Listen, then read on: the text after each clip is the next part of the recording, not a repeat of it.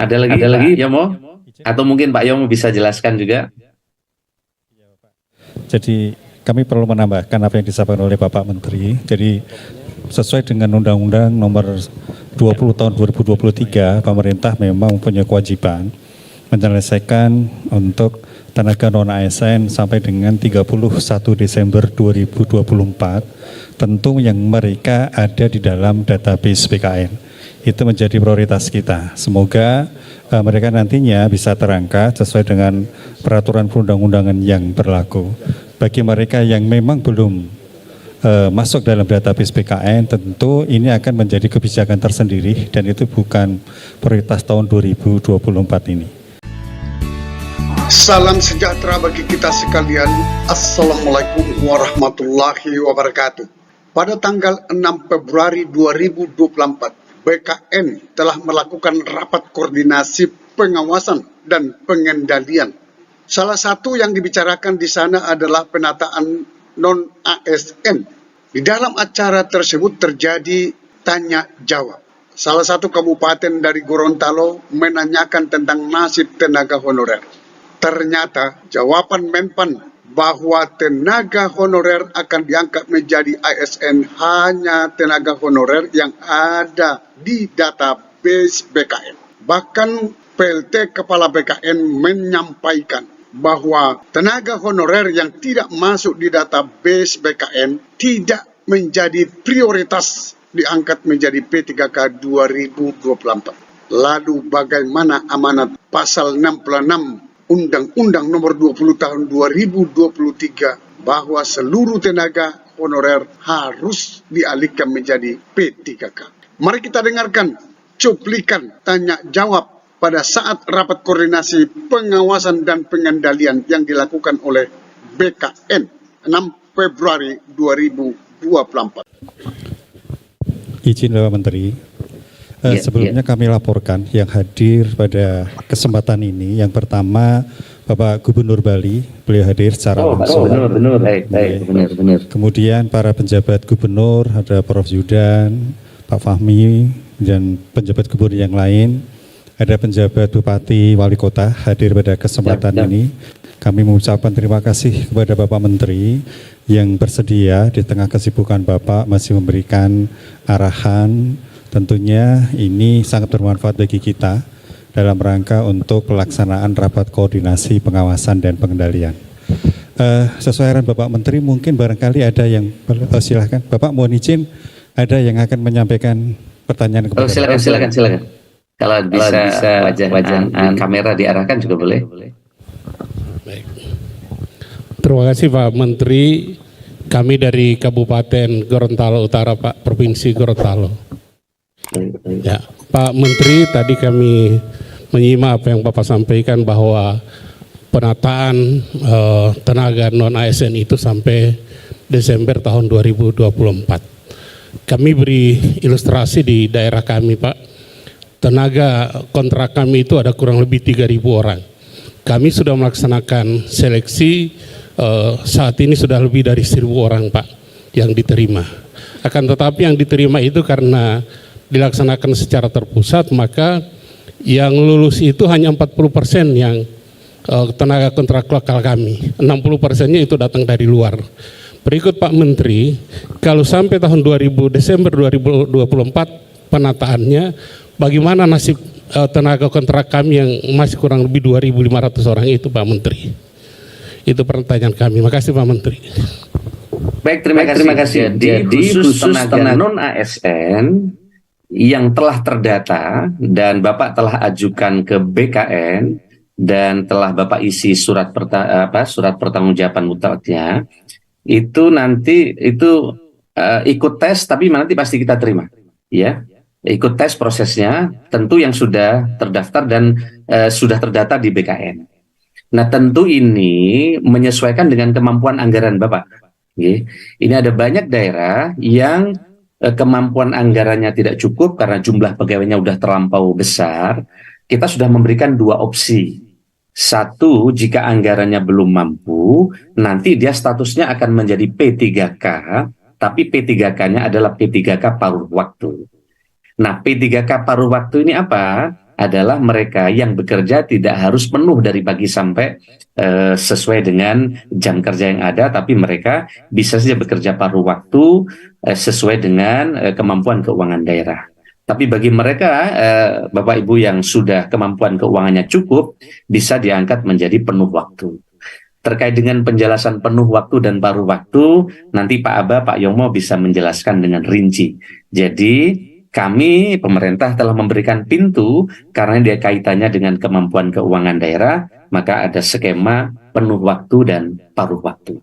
Karena dulu kita telah bersepakat dengan DPR, tidak akan ada PHK massal, tidak ada kenaikan anggaran yang signifikan, juga tidak ada penurunan pendapatan dari non-ASN yang sekarang sudah ada.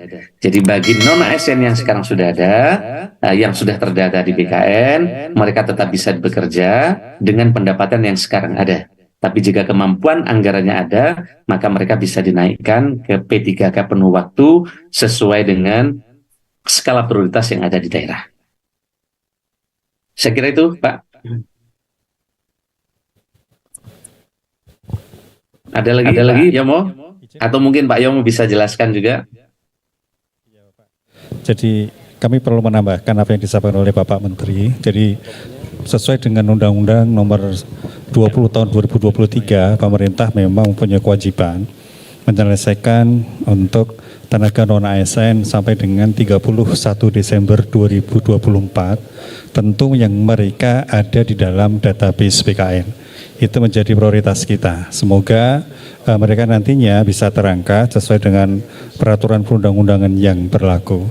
Bagi mereka yang memang belum masuk dalam database BKN, tentu ini akan menjadi kebijakan tersendiri dan itu bukan prioritas tahun 2024 ini. Dari penjelasan Menpan, yang diangkat hanya tenaga honorer yang ada di database BKN. Begitu juga penjelasan PLT Kepala BKN yang diangkat hanya tenaga honorer yang ada di database BKN. Lalu bagaimana nasib tenaga honorer yang tidak masuk di database BKN? Ada sebanyak 3.389.000. Bapak Junimat Girsang menyampaikan bahwa data honorer yang belum masuk di database BKN ada sebanyak 3.389.000, bahkan lebih banyak daripada data yang masuk di database BKN. Mari kita lihat cuplikannya. Saya akan menyampaikan laporan aspirasi yang diterima dari para tenaga honorer di seluruh Indonesia melalui link laporjg.id di website. Jumlahnya sebanyak 3.389, Saudara Menteri, data tenaga honorer ya yang sebelumnya sudah terdaftar 2,3 juta lebih kurang. Jadi kalau 2,3 ditambah 3.389 menjadi 5.669.000. Itu Pak Menteri. Ya. Umumnya mereka mengeluhkan yang pertama, data mereka yang tidak terdaftar sebagai tenaga honorer yang akan diangkat menjadi P3K, sementara mayoritas mereka ini telah mengabdi selama puluhan tahun. Yang kedua, para tenaga honorer ini juga sangat khawatir bahwa data mereka akan diganti dengan tenaga honorer titipan dan fiktif. Ya, seperti yang sudah terjadi pada beberapa daerah. Jadi mestinya nama A, memang nama A, tetapi diganti orang lain dengan masa kerja sudah puluhan tahun, padahal dia tidak pernah menjadi tenaga honorer, Saudara Menteri. Itu fakta di lapangan, itu bisa di-cross-check juga kepada kepala daerah. Oleh karena itu, di dalam flash disk ini, kami akan serahkan kepada Saudara Menteri, turut dilampirkan data lengkap, identitas, serta instansi dan lama pengabdian saudara kita para tenaga honorer. Silakan, mungkin Ibu Sestama bisa menerima ini. Ya, enggak usah Pak Menteri lah, Pak Menteri nanti udah bolak-balik berdiri. Ya. Ini adalah file dan flash disk. Mudah-mudahan Kemenpan bisa menyikapi secara tepat dan akurat. Ya, 5.630 sekian. Ya, yang pertama dari Persatuan Tenaga Teknis Indonesia, yang kedua dari para tenaga honorer se-Indonesia.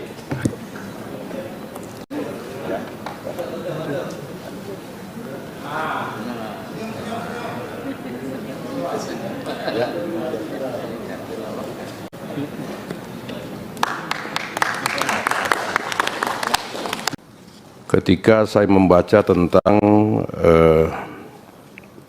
perkembangan pendataan non-ASN dan penataan secara bertahap, ya berdasarkan SPTJM, ya Saudara Menteri menyampaikan total 2.055.092, ini SPTJM Pak, SPTJM. Nah yang jadi masalah sesungguhnya Saudara Menteri, ya SPTJM ini khususnya daerah ini tidak transparan Pak. Kenapa tidak transparan? Ya ini saya nanti serahkan datanya ini. Banyak tenaga honorer ya ketika mereka minta supaya didaftarkan ya di daerah itu ya kepala daerah, kepala dinas segala macam tidak mau Pak mendaftarkan. Padahal ada surat pengangkatan dari tahun sekian sampai tahun sekian. Nah jadi artinya apa Saudara Menteri, jangan terpaku dan BKN jangan terpaku kepada SPTJM. Ya inilah gunanya kerja dengan apa namanya BPKP untuk melakukan audit data Pak. Dari dulu saya sudah katakan bahwa sekarang ini kalau dulu ada mafia pertanahan, ada mafia tenaga honorer. Ini fakta Pak di lapangan nih. Ini bagaimana Saudara Menteri mengenai ini? Iya kan? Belum lagi misalnya ini kan masih SPTJM 2.355.092. Sesungguhnya yang tidak SPTJM itu lebih banyak Pak. Ini bagaimana?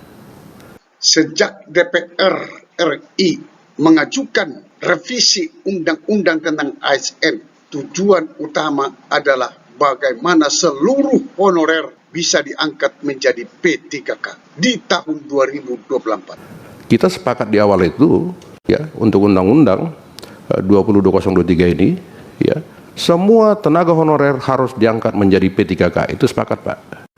Itu kita jangan lupa, ada rekamannya semua itu Pak. Iya kan? Kita bagi dua kemarin. Ada P3K penuh waktu, ada P3K paruh waktu. Nah honorer ini kita sepakat dulu itu, nggak ada tes.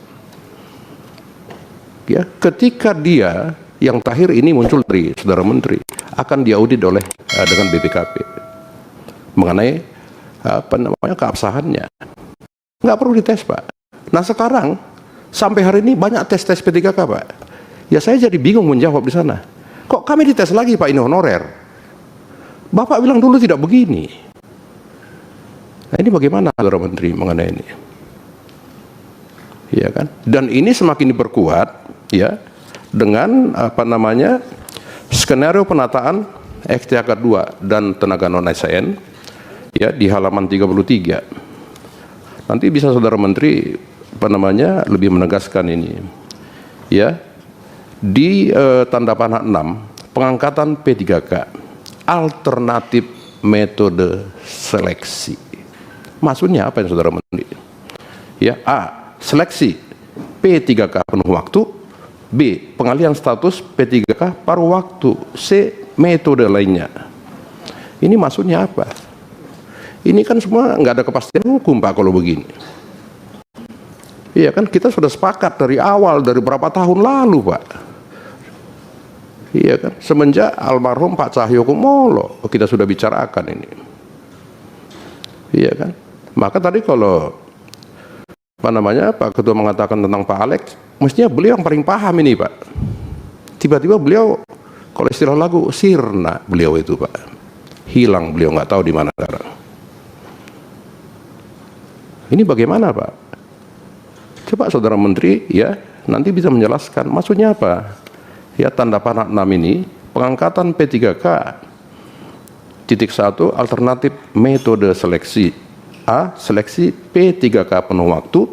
B. Pengalihan status P3K paruh waktu. Loh, kok paruh waktu? Kok masih ada tes-tes ini, Pak? Kalau tenaga honorer masih dites, sekarang dites loh mereka, Pak. Saya nggak bisa jawab di sana. Pak, Bapak bilang kemarin ada buktinya itu di YouTube, Pak. Kok kami sekarang dites lagi nih? Iya kan? Kalau tadi Saudara Menteri mengatakan fresh graduate, ini dulu selesaikan, Pak. Jadi kita nggak mau munculkan masalah baru lagi, Pak. Ini masalah hidup anak istri. Sampai ketemu pada video berikutnya di channel ini. Jangan lupa dukung terus channel ini dengan cara klik subscribe, like, dan loncengnya. Semoga bermanfaat. Wassalamualaikum warahmatullahi wabarakatuh. Shalom.